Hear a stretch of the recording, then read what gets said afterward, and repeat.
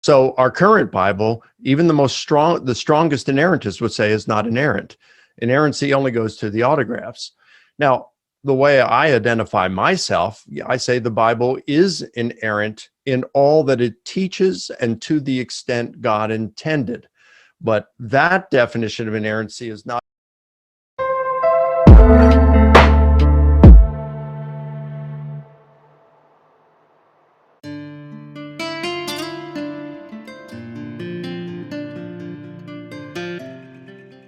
Welcome to Biblical Dhiman, and today our guest is Dr. Michael Licona, who is a New Testament scholar and Associate Professor of Theology at Houston Baptist University and President of Reason Jesus Inc. He is also the author, co-author, and editor of 7 books, including Why There Are Differences in the Gospels, What We Can Learn from Ancient Biography, The Resurrection of Jesus, Paul Meets Muhammad, and others.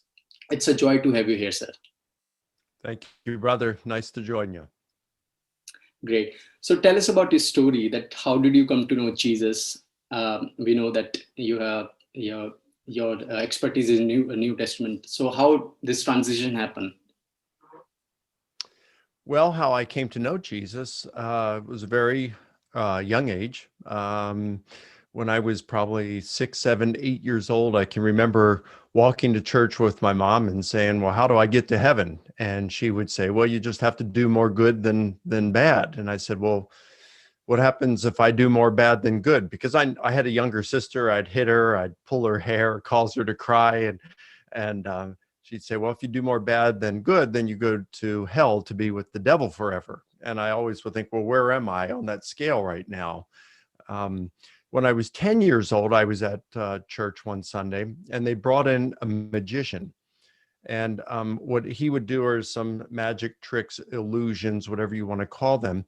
But he would use them as illustrations to explain the good news about Jesus, that it wasn't something that we earned to get to heaven. It was what Jesus did for us by dying for us on the cross and paying the penalty for all that we did wrong. And it's like that's what I was looking for. I understood. And he gave an invitation, and I remember 3 of us went forward to give a public proclamation that we were trusting Jesus and we're going to follow him. Now, I have to say that my epistemological processes at that point weren't fully developed at the age of 10. So when I was in my 20s, my mid-20s, I began to question whether Christianity was true. And it was at that point that I started to look at the evidence.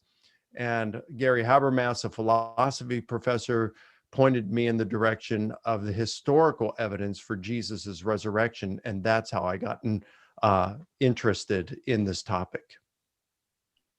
Wow, that's so wonderful. That very young age, at the age of 10, you got to know Jesus and you committed your life and you pursued the evidences and the resurrection of Christ, which actually made you to believe. So, sir, I want to take you, and I want you to please turn on the volume in this question. This is the most frequently question asked on the divinity of Jesus. Did Jesus ever say that he is God? Well, I don't think Jesus ever came out and said those precise words, "I am God." But I do think that he claimed to be divine. I believe he claimed to be the uniquely divine Son of God. And I think he did so, it was implicit in the things that he said, but it was explicit in the things that he did. In John's gospel, you find at one point the Jewish leaders say to Jesus, "If you are the Messiah, tell us plainly." And Jesus said, "I have told you. The works that I do, these testify about me." And so in an ancient biography, you would have the biographer illuminate who the person was, their character, through their words and their deeds. This is clear in Plutarch's life of, I think it was, his life of, his life of Alexander the Great. In chapter 1 of it. That's the purpose of biography. He's not going to go through all the great deeds of the person. He's going to illuminate who that person was, what kind of a person his main character was through what that person said and did. So when you come to Mark's gospel, you can see that this is what Mark's doing. It begins by saying, as Isaiah the prophet said, the voice of one crying in the wilderness, prepare the way of the Lord, make straight his paths. Well, you would think that it's going to proceed to talk about Jesus preparing the way for God, but instead it talks about John the Baptist preparing the way for Jesus, who is God. So that starts off that way because he's applying a verse that applies to God to Jesus. Chapter 2, Jesus heals a paralytic and forgives his sins.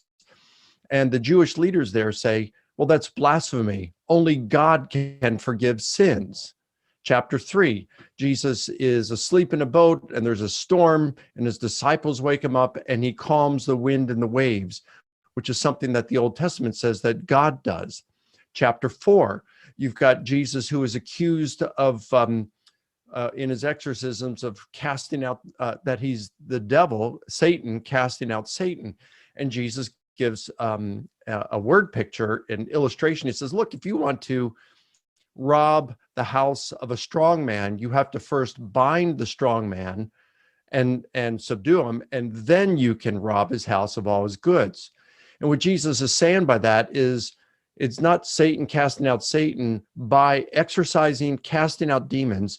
Jesus is showing that he has bound the strong man, who is Satan, and now is plundering his kingdom of souls.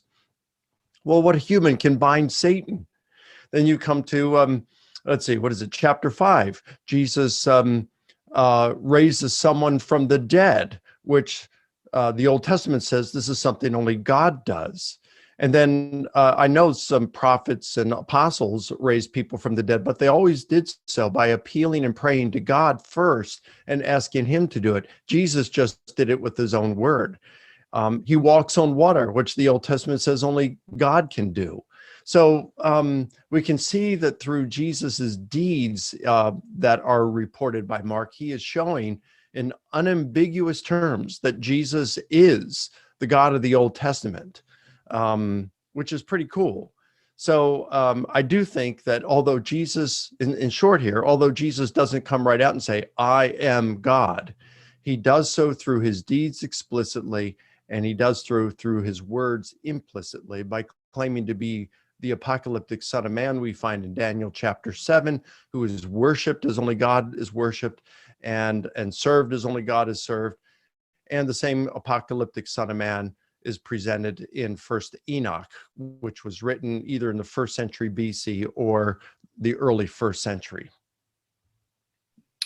Great, absolutely great insight on that, that Jesus did not say explicitly, but his work, his life has been shown that he is the true Messiah that Old Testament people were waiting for, and he is the God of this universe. So let's talk about the errors and the contradictions in the Bible. And many Christians believe that Bible is inerrant word of God. So can we most certainly claim the Bible is inerrant? I'd say that we could, well, first of all, we got to talk about what Bible we're talking about. Are we talking about the autographs, the originals, or are we talking about the Bible we have in our possession today? The Bible we have in our possession today is not inerrant. And even such a strong inerrantist as Norman Geisler acknowledges that we have errors in our current text that have crept in, he believed, over the years through the use of, through the copying process. So our current Bible, even the strongest inerrantist would say is not inerrant. Inerrancy only goes to the autographs. Now, the way I identify myself, I say the Bible is inerrant in all that it teaches and to the extent God intended. But that definition of inerrancy is not only for the autographs, it is also for our present Bible. Great. So according to you, there is no inerrancy in the Bible. It's just what Bible clearly is being trying to say that already has been the message has been clearly mentioned in the Bible we have right now, right? So I mean, The Bible teaches, the Bible that we have in our possession today is what God intended it for it to be. There is a human element in Scripture. We can see this very clearly in things such as Mark's awkward grammar, editorial fatigue in Luke, Paul's memory lapse in 1 Corinthians 1:16. There is a human element in Scripture. God allowed some minor errors to creep into the text during the copying process because humans are involved. And if he allowed it in that, then we got to say that, well, he may have allowed it in the autographs as well. We don't know. We don't have the autographs. What I would say is, number one, if Jesus rose from the dead, Christianity's true, period, even if it were the case that the Bible has some errors in it. So I don't think inerrancy is an important doctrine. We do have significant evidence that Jesus rose from the dead. I do believe that the Bible is divinely inspired, and I do believe that it is without error in what it teaches and to the extent God intended. Exactly. That's the point. So we read the Gospels and find differences in the events recorded in the first three Gospel, Matthew, Mark, and Luke. But the Gospel of John records the other events. And I know you have written a book on this, why there are differences in the Gospels. So why is the Gospel of John is different from other synoptic Gospels? Well, that's a very good question, and it's one to which I don't know that scholars really have a firm answer. They have different answers for it, but I would say that specialists with the Gospel of John, New Testament scholars who have really focused on it for years, they all seem to be in agreement that John has adapted Jesus' teachings. In other words, you've got Matthew, Mark, and Luke, who wrote their Gospels, and then a few decades after they wrote their Gospels, you have John, whom I believe was an eyewitness. And even those scholars who don't think John was an eyewitness, and they don't think it was John, the son of Zebedee, who wrote it, I do, but even those who don't think that, they still think that John's primary source was one of Jesus's disciples who was an eyewitness. And I have a sneeze coming on, so excuse me just a minute. Okay. Maybe it's going to elude me here, but so figuring out what's going on with John is difficult because he reports the things he says that Jesus said are very much in agreement with what we find in the synoptic gospels. However, John sounds different. And if you want to see this for yourself, then I would encourage you, read Matthew 5 times, read Mark 5 times, then read Luke 5 times. And then after you've done that, read John 5 times, and you'll notice that Jesus sounds different in the way he says things. And then read 1 John 5 times, and you'll notice that Jesus in John sounds a lot like John in 1 John. And so I think what John has done is he's taken Jesus' teachings and he has recast them in his own words. F.F. Bruce, a very conservative New Testament scholar who died in the 1990s, he said that John is an expanded paraphrase, a translation of the freest kind, and a transposition into another key. So I think the message of Jesus has been preserved in John, but I think that John has recast it in his own words. Yeah. So you're saying that the message has been preserved as you're concluded, but John has tried to write in his own style, right? As compared to Matthew, Mark, Luke, and John. And the best practice is to read the Matthew, Mark, Luke 5 times and then read the Gospel of John 5 times to see the difference and to how it's 3 or 4 of the writers sounds. Great. So That's correct. Right. So other manuscripts, we see that the Bible is a compilation of 66 different books written by 40 different authors, right? But we want to know, and I asked this question to Dr. Michael Brown also, that who decided that these 66 manuscripts should be in the final Bible? Why the Gospel of Matthew and the Book of Enoch is not mentioned and is included in the Bible we have? Well, that's a good question, and it's not easily answered. I did last year. I interviewed the leading expert in the world on the topic of the formation of the biblical canon. His name's Lee Martin McDonald, and interested viewers can go to my YouTube channel, and it's in 5 parts. And Lee and I are taking that, and we are writing a book on it, which a shorter book, which will answer, I think, 100 questions on the formation of the canon. That should be out in, I don't know, within the next 2 years. But basically, you have over time, you have the early church fathers that are recognizing certain books and letters of the New Testament. So, for example, and let's just focus on the New Testament here for a moment. The 4 Gospels were never disputed. Acts was never disputed. 10 of Paul's 13 letters in the New Testament were never disputed. First Peter, First John, never disputed. You did have some disputed letters, though, like First, Second Timothy, and Titus, attributed to Paul. Those were disputed in the early church. So was the letter to the Hebrews. Revelation was hotly disputed. Jude, Second Peter were disputed. It went back and forth, back and forth. Do we include them? Do we not include them? And finally, it was decided they would be included. And then that was questioned. It was questioned again.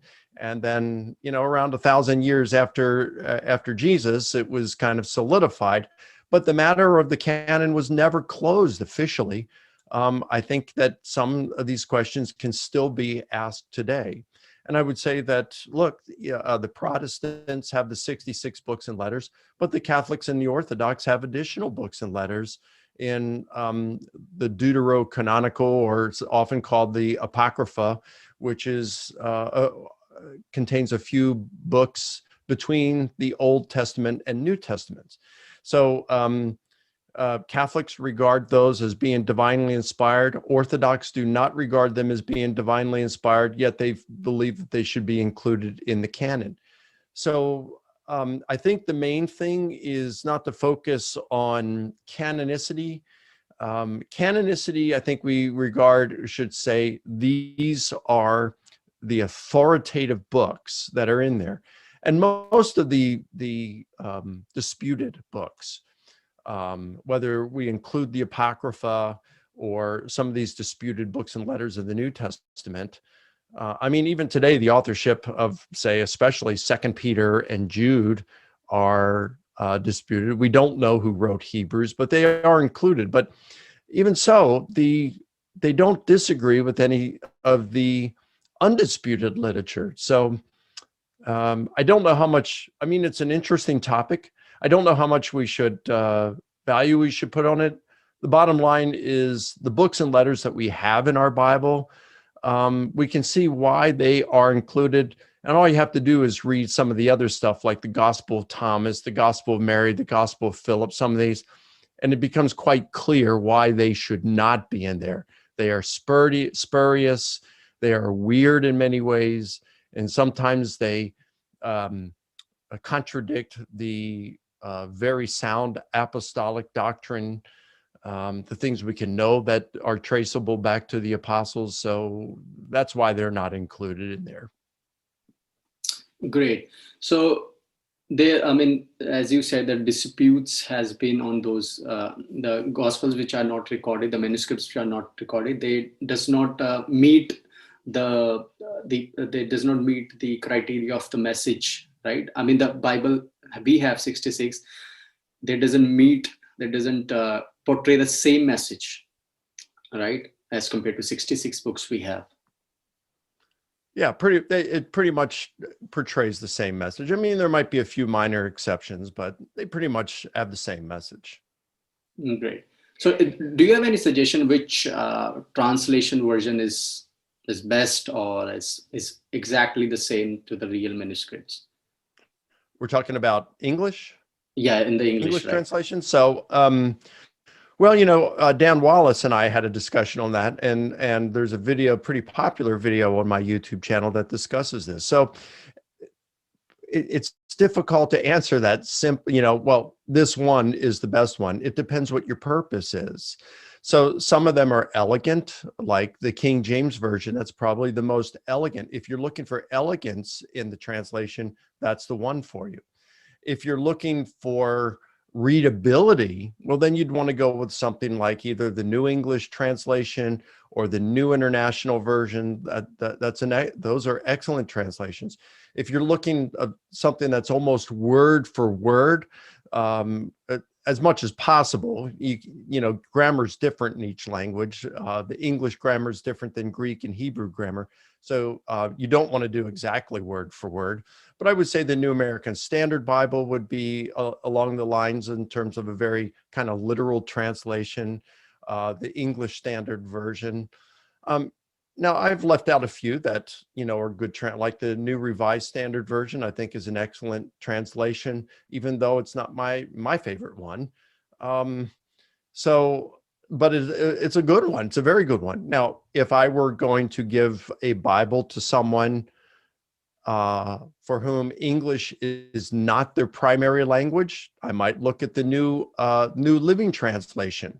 It's a good translation, but it limits the vocabulary to words that are learned up to an 8th grade level. So I once had some neighbors from Russia. They spoke very good English, but Russian was their primary language. So I gave them a New Living Translation, and because it's easiest for them to read. So it depends what the purpose of the translation is. Great.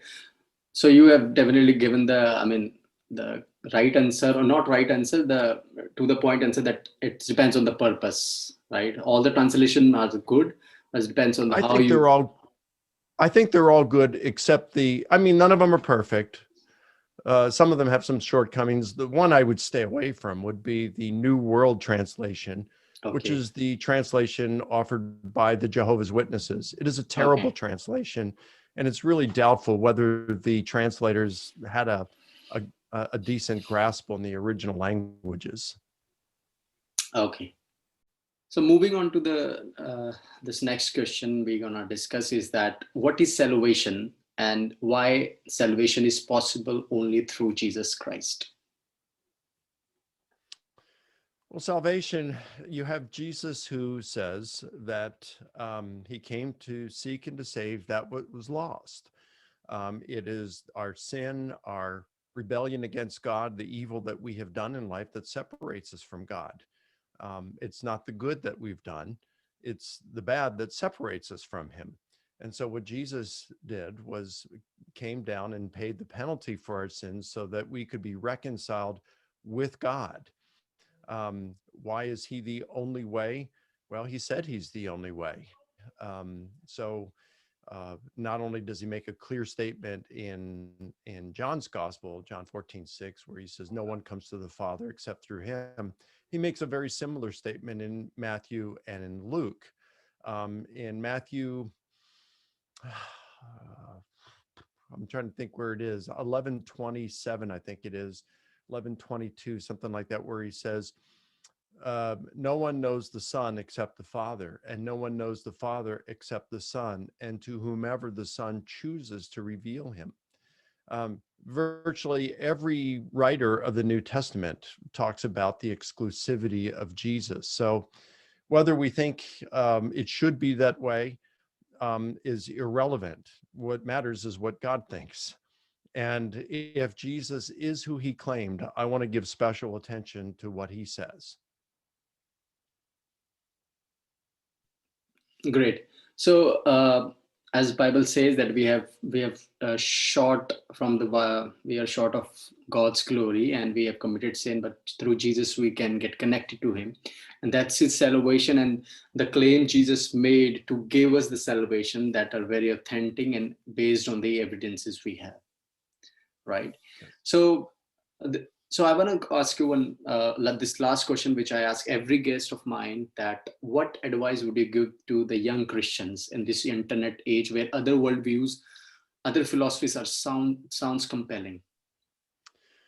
Well, I would say be careful not to be taken in too much by rhetoric. by the presentation of data. Look at the arguments, at the evidence itself. Look at things with an open mind. Recognize that we all cannot be correct, and be willing to follow truth no matter where it leads. We do not have to fear truth. What we need to fear is that our biases will keep us, prevent us from discovering truth, and it costs us eternity. So if Christianity is not true, I would want to know that. And that's why I look so deeply into the evidence for Christianity, or specifically the resurrection of Jesus, to see, does historical investigation point to this actually occurring as an event in history? Um, if the evidence pointed away from the resurrection, then I would have given up my Christian faith, because what's most important to me is not pleasing my family or pleasing my friends or colleagues. What's most important to me is pleasing God. And if eternity hangs in the balance, I want to be right on this stuff. Um, if Hinduism is correct, then I'll have a couple of chances to get it correct, right? I'll give several chances to get it correct through reincarnation. But if Christianity or Islam is correct, I only have one shot at this, one chance to get it right. So I really want to look carefully at the evidence and follow it. So yeah, that's what I would say. Yeah, that's a very good advice. That first you need to look for the truth wherever it leads, and second, the truth should be based on the evidences. As we in the Christianity is totally different from all other religions, because it's supported by evidences and the testimonies and the witnesses, and definitely the manuscripts. There are 64,000 plus manuscripts are there as compared to other belief systems. So really, it has been a really good talk with you, Dr. Michael, and I hope that you have enjoyed too, and hope to see you again in this podcast, Biblical Dhiman. Thank you, brother. Yes, it has been enjoyable having this discussion with you. God bless you.